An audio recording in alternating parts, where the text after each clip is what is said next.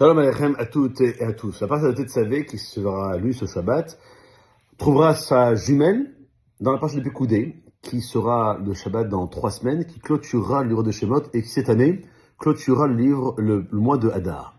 Et dans cette partie de Pekoudé, qui parle comme Tetzavé des vêtements du Kohen Gadol, et ben dans cette partie de Tetzavé de Pekoudé sera écrit 18 fois la notion Kahacher Siva Hashem et Moshe, comme Dieu l'a ordonné à Moshe. Était-il si difficile de confectionner les vêtements du Kohen Gadol, et aussi par la même occasion, puisque Terouma qu'on a lu la semaine dernière et qui sera relu entre guillemets dans la parole de Vayakel, pas du Mishkan, selon la volonté de Dieu, était si difficile à comprendre. En examinant cela, on réalise que les personnes qui accomplissent ce qui leur est demandé le font généralement approximativement. Ce qui veut dire que peut-être moins bien, ou peut-être mieux, mais il y a une satisfaction à faire quelque chose d'approximatif par rapport à ce qui est requis. En outre, ce défaut est courant parmi les êtres humains, et il trouve son origine suite à une compréhension superficielle dans les calculs du planificateur. Au fond de lui-même, même inconsciemment, cela dérange l'homme d'être simplement exécutant, comme s'il annulait complètement face au donneur d'ordre sans être impliqué dans la planification et dans le projet. L'homme aspire à se sentir maître de ses actions. Ce désir est si profondément enraciné en lui que cela le pousse à interpréter, comprendre et aussi ressentir les choses, au point de prendre également les décisions, de se permettre d'y mettre sa touche. Le fait de s'impliquer lui permet de se tranquilliser, de se rassurer dans ce besoin de se démarquer.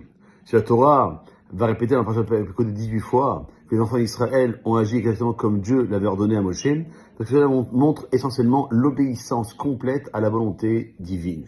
C'est là même le summum de la sécurité de notre peuple, s'anéantir complètement devant la volonté de Dieu. Ils ont agi sans considération personnelle, sans ego et sans vouloir devenir maître de leurs actions. On retrouve une idée similaire au sujet d'Aaron, lorsque la paracha de Béaloter dans le livre de Bamidbar est marqué que Aaron a fait ainsi, dans le but de louer, dit Rashi, Aaron de n'avoir rien changé. Et tout le monde se demande, pourquoi ne pas changer est-il si louable? En vérité, ce n'est pas le fait qu'Aaron n'a pas changé. Il n'a pas fait moins que comme on l'a ordonné. C'est au contraire, l'interprétation innovante, c'est de dire qu'il n'a pas changé pour apporter des améliorations.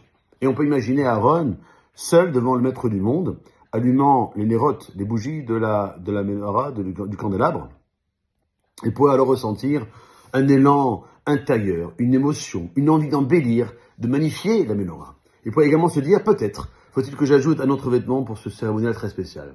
Pendant la loi est claire à ce sujet. On ne peut ni ajouter, ni enlever les vêtements du Kohen lors de son service. Louer Aaron pour ne pas avoir changé, c'est nous informer que Aaron a surmonté tous ses désirs. Même ceux qui séduisent, tant même ceux qui cherchent à glorifier, à exalter le maître du monde. Celui qui est intelligent comprendra que tout cela vient d'un désir personnel et non pas d'une demande de la Torah. Donc le message pour nous, il est clair. Ne soyons pas mus par la conviction de comprendre mieux ce que Dieu attend de nous, de manière plus claire ce que la Torah nous enjoint. On comprend alors qu'il est guère facile de résister à la tentation d'un autre plan architectural, de corriger, d'améliorer pour glorifier, exalter la maison de notre Créateur. Mais le vrai travail, c'est d'accomplir la tâche comme Dieu l'a ordonné à Moshe. Passez une bonne journée.